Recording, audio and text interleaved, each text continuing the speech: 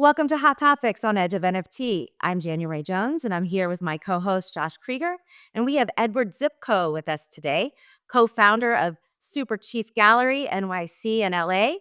He's joining us live from Art Basel Miami. So we'll focus on art and Web3 today on our topics. Hey there, everybody. Great to be here. Thank you for having me.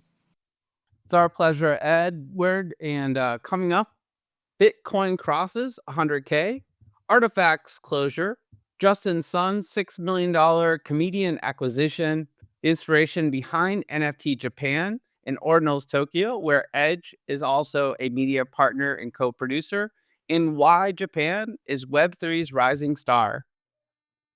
It's another production of Edge of Company, a rapidly growing media ecosystem empowering the pioneers of Web3 tech and culture. Let's get started. January, we have some big news today. We do. We couldn't resist, right? Everyone like screamed last night when I'm down here at Art Basel as well, when Bitcoin reached 100,000. It's a historic milestone with lots of implications for the cryptocurrency market and broader financial landscape. What are you guys thinking on this? Absolutely. I mean, this mark is a very psychological threshold for Bitcoin. We were hoping for it last bull market and it never happened. There was a premature sort of bear that kind of occurred, in at least from public perception. And, it's just one of those numbers that just means a lot in terms of the potential for Bitcoin to keep going, right? I think the idea is that once you pass that number, anything is possible. And there's just this greater hope and optimism. And I think for a lot of OGs in the space that have been around a while and been through the good times and the bad times, it feels really reassuring and validating to know that you weren't crazy, to say that, you should buy some Bitcoin. It's going to keep going up. Just earlier in the year it was $35,000, right? And actually 30K. So this is a very significant milestone for any asset, to increase that significantly. And I think it signifies optimism not only with U.S. policy, but I think overall markets are moving in the right direction. And in a lot of ways, Bitcoin has and will continue to be the mothership. And what are Well, your thoughts? I mean, I obviously agree with both of you on this one. It's a big legitimizer. And I think that, while it was really wonderful to see it kind of skyrocket before Thanksgiving for everyone to have that family moment of I told you so, when everyone went through the suffering of it, including and inviting their families to get involved before the crash. I think this is like a really great comeuppance. And I think also, to see it hit 100K and then kind of keep crawling upwards, it feels great to see it beat silver. And it feels great to see people have this one kind of, uh, this benchmark confirmed and then looking forward to higher heights. Yeah. Good energy for sure. It's the talk of the town, that's for sure. Well, what else can we say? I don't think we can say much more about that. So let's move into some of our other stories. We're focusing on art news in crypto this week. Our friends over at Crypto Potato are reporting that Artifact, a pioneering brand known for blending NFTs, gaming, and sneaker culture, has announced they'll be winding down operations by January 2025. But they have teased that they have a final project dropping. Josh and Ed, how do you think Artifact has influenced the broader NFT ecosystem and where we are today? They've been a pretty key contributor. There was a big sort of local community around Artifact in LA that formed, just given the synergy with sort of the dynamics of sneaker culture and, this particular community's passion for Web3. So, yeah, for me, it's a bittersweet moment. Um, they managed to get through the bear market and then sort of decided this is the right time to sunset this project. At the same time, there's been a lot of sellout NFT and digital asset projects in the last few weeks. So I think it's sort of not necessarily the end of a moment for the industry, but more sort of the evolution of Web3. And I think it goes without saying, it is not easy for traditional brands to enter this space and figure it out. And, Artifact and Nike were early pioneers and experimenters in this space. And the reality is not every experiment goes the way you want.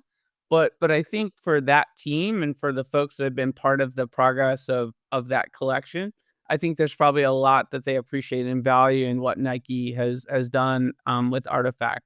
Ed, what are your thoughts? I think I think a couple things. I think first, it's been really wonderful to watch their community kind of hold strong throughout the bear and to continue wearing the gear. You see them kind of continue to have community and have meetups and see each other and care about the whole project, even while it was kind of dormant and quiet. I think the idea to shutter it now when things are kind of on their upswing and have been for the last 6 weeks or so seems like a very corporate decision and not very much the Web3 kind of positioning that we see more often. So it felt like something that kind of came from on high. And then beyond that, I think it always hurts to be broken up with via text. I think releasing a statement rather than communicating with the community and talking about this well in advance was a bit of a misstep. I think they lost a lot of trust. I think it's a strange choice to say that and then release a project because who and what is going to be the participation on that project seems very off key.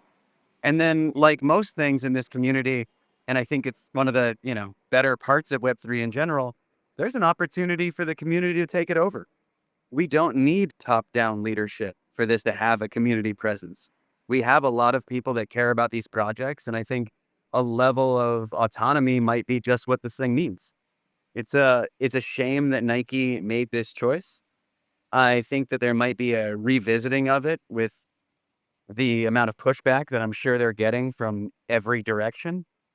And I don't understand how they feel like they can maintain trust, especially Nike, when they talk about doing more of this in the future, because digital ownership is going to be a part of their strategy no matter what in the next couple of years. So the idea that they would just sunset this and expect that to be a tolerable result to so much financial support, investment, and collecting, it just seems like a poorly made decision.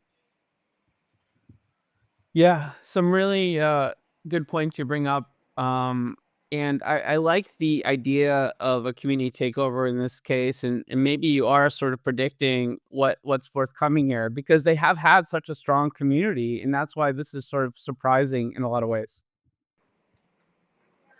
Totally agree. It's one of the few brands that's kept it together. Well, moving on, we have to talk about it. The banana. Tron founder Justin Sun recently bought the piece Comedian, a banana duct taped to a wall, for $6.2 million, and then he ate it. He definitely crossed into mainstream media with that move. But while the banana may challenge traditional notions of ownership and value in art, much like NFTs have, there wasn't really a crypto component to the piece.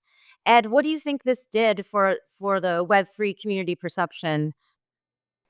I think it was fun for people to start to understand conceptual art in our space. I think also the crypto involvement of this project came from the financial consumer end.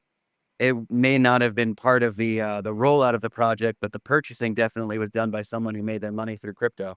So, or some of their money through crypto. And I think that the eating it plan was really clever. I think courting controversy is something that social media is kind of known for at this era, which is a bit of a stress for some of us, but also like nice to see somebody have a sense of humor with a project called The Comedian.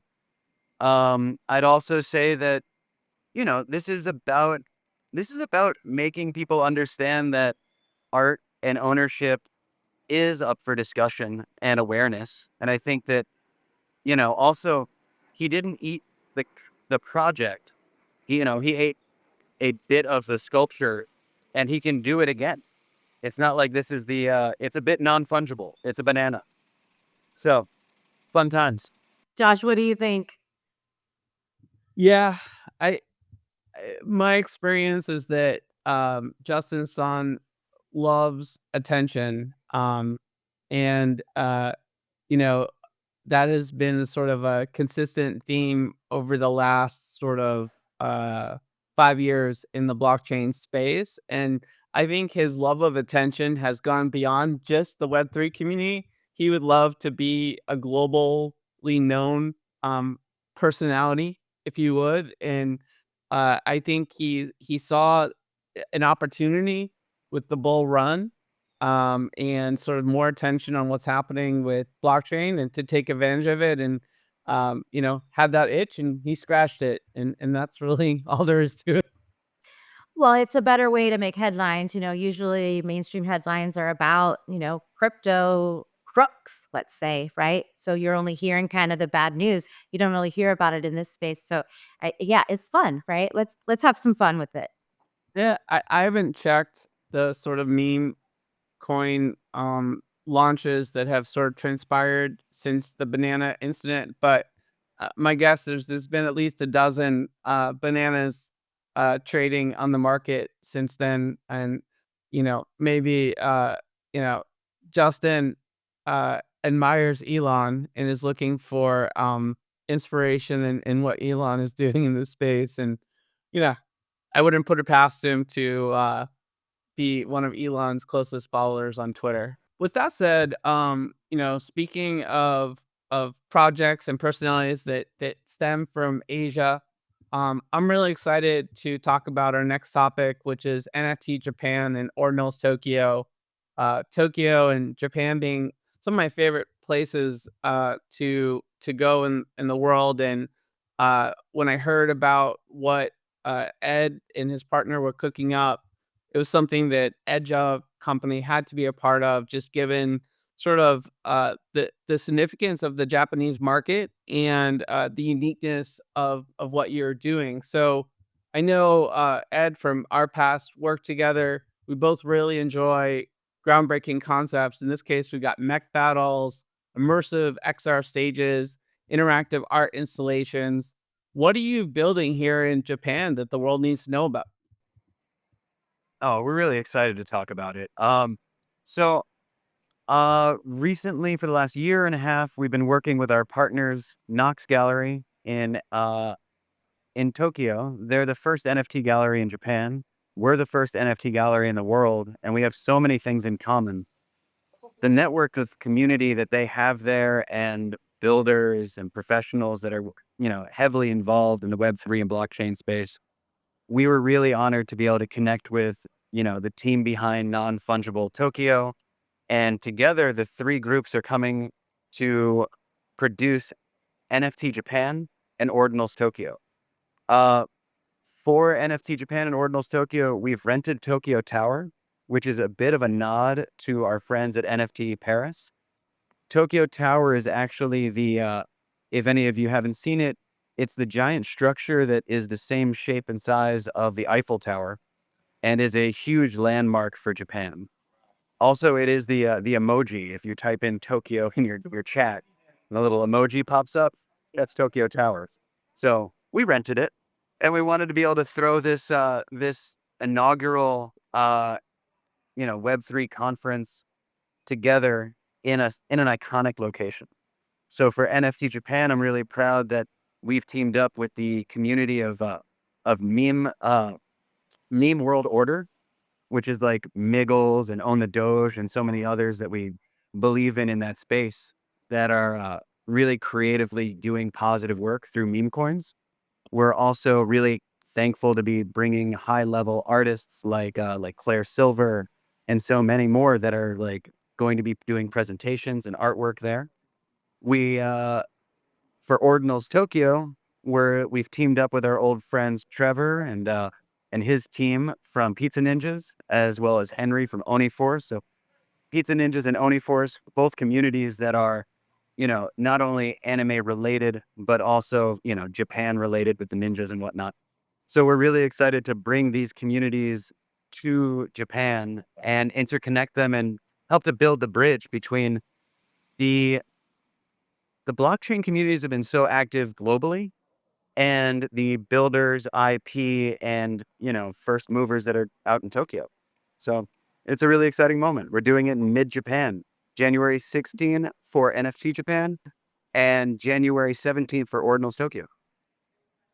It's really cool, and there's an element of nostalgia for me because, of course, we teamed up for the first NFTLA, and you know, uh, Superchief curated a lot of our art, and then also had a additional art experience at Superchief where we activated, your location for the VIP initial opening party, which was off the hook, and That's I don't amazing. think the party stopped for like 5 or 7 straight days after that. If you remember, 10 days straight is how we did it that year, and it Yeah. was too much.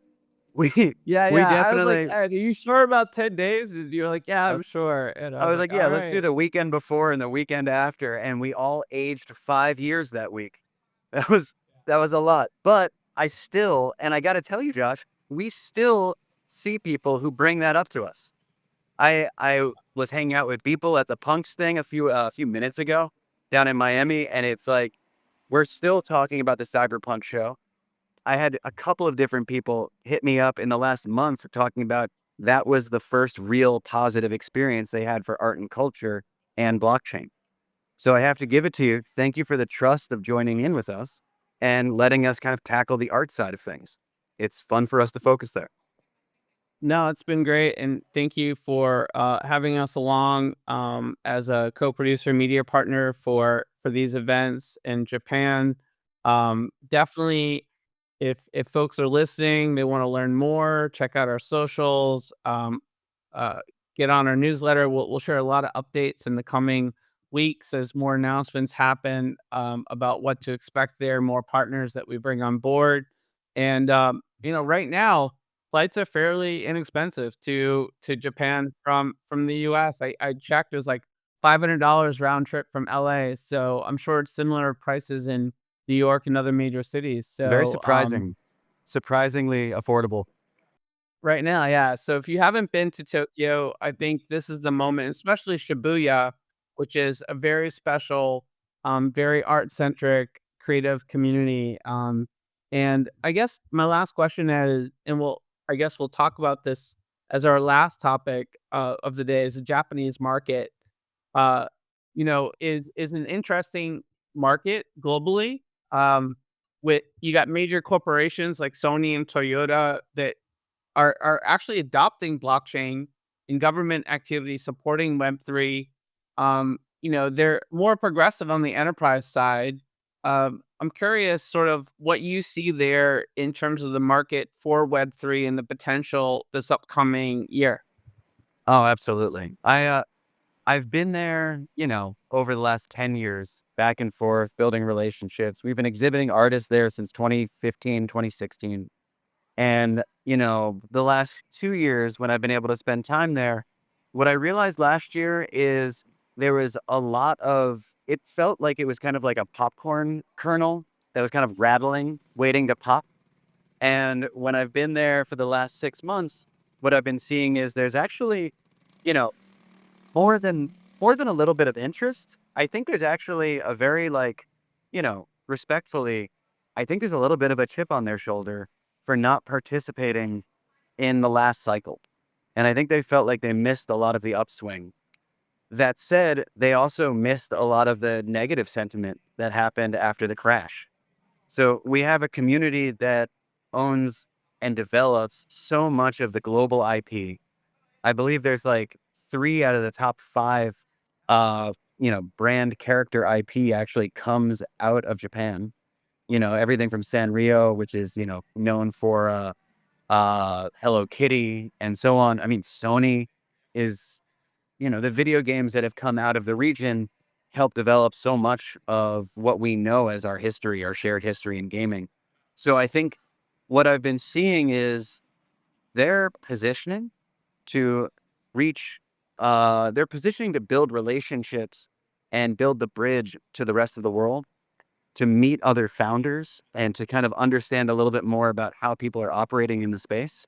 They've been very engaging when we have opportunities for meetups. So it's been cool to kind of connect with these groups on a B2B level. And then also I'd say as far as government support and government engagement, the amount of support, specifically Shibuya, and as how the government has been pushing for uh, Tokyo to become the third crypto city, it's really exciting to be doing this during the opening weeks of 2025. Yeah, super excited about it. Cool. Well, we're excited too, and appreciate you sort of driving the future of Web3 to new places. And I think Japan is a very special country and a great place to sort of do something like this to kick off the year. They really do appreciate art and culture, and Certainly, if you haven't been to Tokyo, it's one of the wildest, most interesting cities in the world. So good reason I to get totally over there. agree. I love it. It's an Cool. excuse for a bucket list. Well, that wraps up today's hot topics. We explored Bitcoin's climb over 100K, the closure of Artifact, Justin Sun and the $6 million banana, and our partnership with Superchief for NFT Japan and Ordinals Tokyo. We'd love to hear your thoughts. Drop us a comment or connect with us on social media. Thank you for joining us on this journey through the latest Web3 hot topics. I'm Josh here with January and our amazing guest Edward signing off. Remember to stay secure, stay curious, and catch you on the flip side. Thanks so much for having me. Great to meet everybody.